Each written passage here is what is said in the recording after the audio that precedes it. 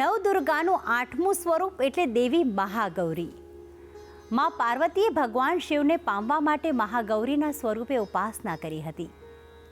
શ્વેતવર્ણી શ્વેત વસ્ત્રો ધારણ કરેલી અત્યંત સુંદર, સુલભ અને મોહક રૂપ સાથેનું માં શક્તિના આ સ્વરૂપના પૂજનથી ભક્તોની મુશ્કેલીઓ થાય છે દૂર.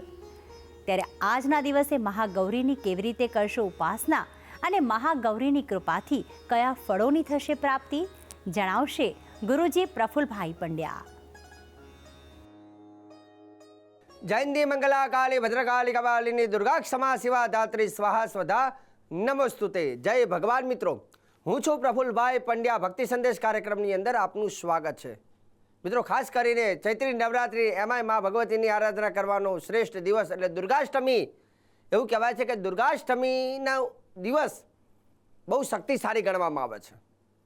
દુર્ગાષ્ટમીના દિવસે માતાજીનું એક સ્વરૂપ જેને મહાગૌરીથી ચાષ્ટમમ મહાગૌરી કહેવામાં આવે છે. આ મહાગૌરી સ્વરૂપ શ્વેતે વૃષે સમારૂઢે શ્વેતાંબર ધરા શુચિ મહાગૌરી શુભમ દધ્યાન મહાદેવ પ્રમોદતા. આ દેવીની ઉપાસના કરવાથી, દુર્ગાષ્ટમીના દિવસે દેવીની ઉપાસના કરવાથી સુંદર સ્વરૂપની પ્રાપ્તિ થાય છે, સુંદર કાયાની પ્રાપ્તિ થાય છે અને સાથે સાથે સૌથી મોટી વાત કે જીવનના સમસ્ત રોગ દોષ અને સમસ્ત સંકટોમાંથી, બધી મુસીબતોમાંથી મુક્તિ અપાવે છે દુર્ગાષ્ટમી. આ દેવીના સ્વરૂપની પૂજા કરવાથી એવું કહેવાય છે કે સ્વયં આદ્ય શક્તિનો સૌથી શક્તિશાળી દિવસ એટલે દુર્ગાષ્ટમી. દુર્ગાષ્ટમીના દિવસે આપણે શું કરવું જોઈએ? દુર્ગાષ્ટમીના દિવસે ખાસ કરીને માતાજીનો લઘુમંત્ર દ્વારા દેવીની આરાધના કરી શકાય અને મહામંત્ર પણ લઈ શકાય. લઘુમંત્ર છે ઓમ રીમ ક્લીમ શ્રીમ મહાગૌર્ય નમઃ, આ લઈ શકાય. બીજો ઓમ દુર્ગાય નમઃ અને ત્રીજો સૌથી નવાના મંત્ર ઓમ આઈમ રીમ ક્લીમ ચામુંડાય વિચે. ખાસ કરીને દુર્ગાષ્ટમીના દિવસે ઓમ I'm રીમ ક્લીમ Chamunda વિચે Swaha, Om I'm રીમ ક્લીમ Chamunda વિચે સ્વાહા માતાજીનો નવાના મંત્ર અક્ષરની જો તમે આહુતિ પ્રદાન કરો છો, દુર્ગાષ્ટમીના દિવસે માનો હવન કરો છો, તો એ પણ એક જબરજસ્ત એક તાકાત છે. કે આજના દિવસે એવું કહેવાય છે કે હવનમાંથી દેવીની એનર્જી, દેવીની યોગિનીઓ ઉત્પન્ન થઈ હતી. બીજા નંબરની વસ્તુ, ખાસ કરીને આજના દિવસે માતાજીને 27 લીંબુની માલા જો તમે અર્પણ કરો છો, લીંબુ લાવવાના છે, લીંબુની વચ્ચેથી તમારે લીંબુનો હાર બનાવવાનો છે, 27 લીંબુ લેવાના છે અને 27 લીંબુની ઉપર તમારે શું કરવાનું છે? એક સરસ મજાનો પ્રયોગ કહું છું. ચંદન લેવાનું છે અને ચંદનથી મોટી સાઇઝનો ચાંદલો, 1 રૂપિયાની આકૃતિ જો ચાંદલો કરવો, એની ઉપર આપણે 25 પૈસા જેવું તિલક કંકુનું કરવું. પણ જ્યારે તમે માતાજીનો આ લીંબુ ઉપર ચાંદલો કરો છો ત્યારે માતાજીનો નવાના મંત્ર બોલીને કરવાનું. ઓમ આઈમ ચામુંડા વિચે.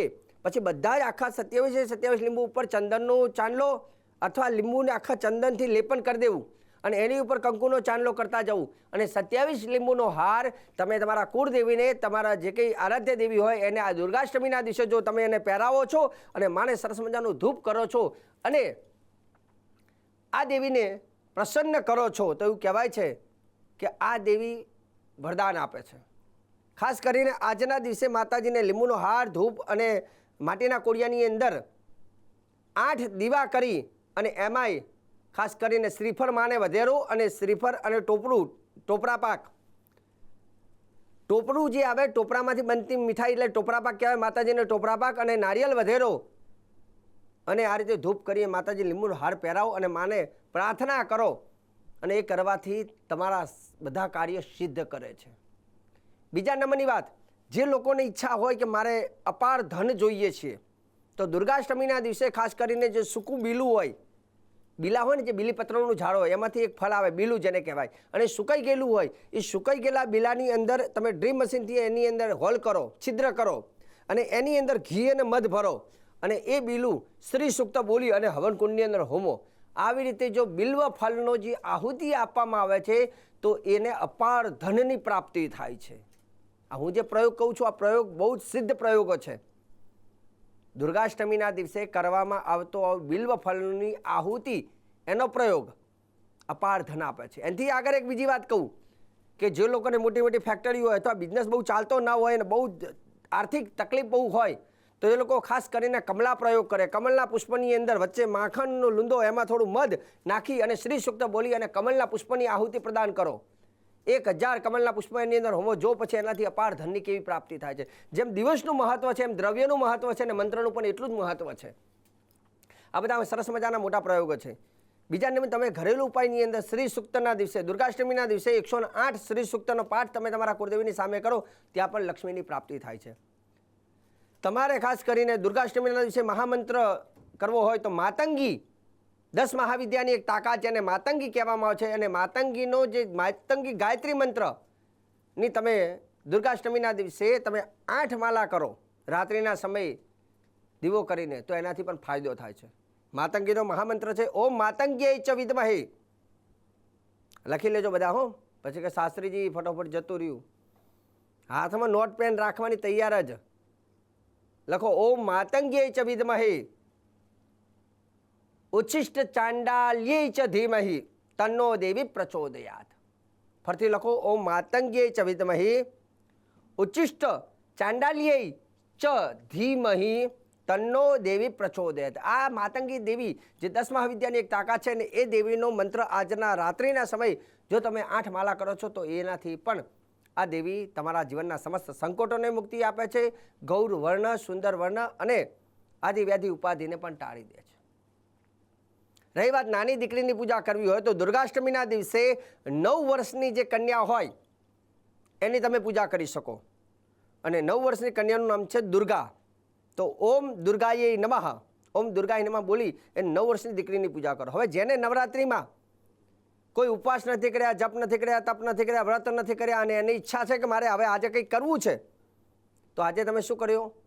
9 વર્ષની દીકરીની પૂજા કરો. અથવા 2 વર્ષથી માંડીને 10 વર્ષની જે કન્યા છે એ 9 દીકરીને પોતાના ઘરે બોલાવો. 9 દીકરીને બાજટ ઉપર બિરાજમાન કરો અને 9 દીકરીઓના પગ એક પાત્રમાં એના પગ ધોવો અને પગ ધોયા પછી પગને લૂછી એની ઉપર ચાંદલો કરી દીકરી તમામ દીકરીઓને તિલક, એને ફૂલના હાર, એને કંઈક સરસ મજાના વસ્ત્રો અથવા ભેટ આપો, મીઠાઈનું બોક્સ આપો અને તમામ દીકરીઓનો હાથ તમારા માથા ઉપર મુકાવો અને એનાથી તમને કહી દો કે નવ દુર્ગાત્મિકામ સાક્ષામ કન્યા માવાયમ. 9 દુર્ગાની પૂજા કરવાથી જો તમારા કિસ્મતની રેખાઓ બદલાય છે. કેમ કે ચૈત્રી નવરાત્રિ કોઈ સામાન્ય દિવસ નથી. આદ્ય શક્તિની ઉપાસનાનો શ્રેષ્ઠ દિવસ છે અને શ્રેષ્ઠ દિવસોમાં હંમેશા શ્રેષ્ઠ ઉપાયો આપણે ચોક્કસ કરવા જોઈએ.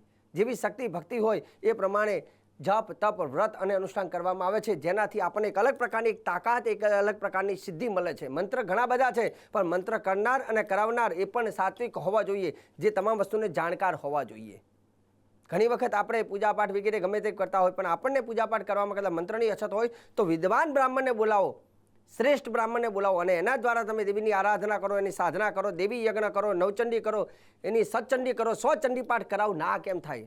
મંત્રમાં તાકાત છે પણ મંત્ર બોલનાર અને મંત્ર સ્પષ્ટ બોલનાર અને પ્રોપર કરનાર વ્યક્તિ હોય તો કાયદેસર એનું રિઝલ્ટ મળતું હોય છે. અને આ પ્રમાણો દેવી ભાગવતની અમે ઘણા બધા આવા યજ્ઞ યગાદી કરી અને એનાથી અનુભવો અમે પ્રાપ્ત કરેલા છે. અમને ખબર છે કે આ વ્યક્તિને આ તકલીફ છે તો આ વસ્તુ આમ કરવાથી આ થાય અને એનું પ્રમાણ દેવી ભાગવતમાં આપેલું છે. અને હંમેશા હું પ્રમાણસરની જ વાત કરું છું. એટલે ભક્તિ સંદેશ કાર્યક્રમ એ કાર્યક્રમની અંદર શ્રેષ્ઠ જાણકારી એટલે આપવામાં આવે છે કેમ કે આ કાર્યક્રમ ઘણા વર્ષોથી ચાલે છે અને શ્રેષ્ઠ જાણકારીથી હજારો લોકોનું કલ્યાણ થાય છે. તો આજે દર્શક મિત્રો ખાસ કરીને મા ભગવતીની આરાધનાના મેં ઉપાયો તમને કહ્યા છે અને આવતીકાલે વિસર્જન એટલે કે 10મો દિવસ, તો વિસર્જનના ઉપાય કઈ રીતે કરવા એ પણ હું આવતીકાલે તમને જણાવવાનો છું. કાર્યક્રમ જોવાનું ચૂકતા નહીં. મને આપી દો રજા. જય ભગવાન.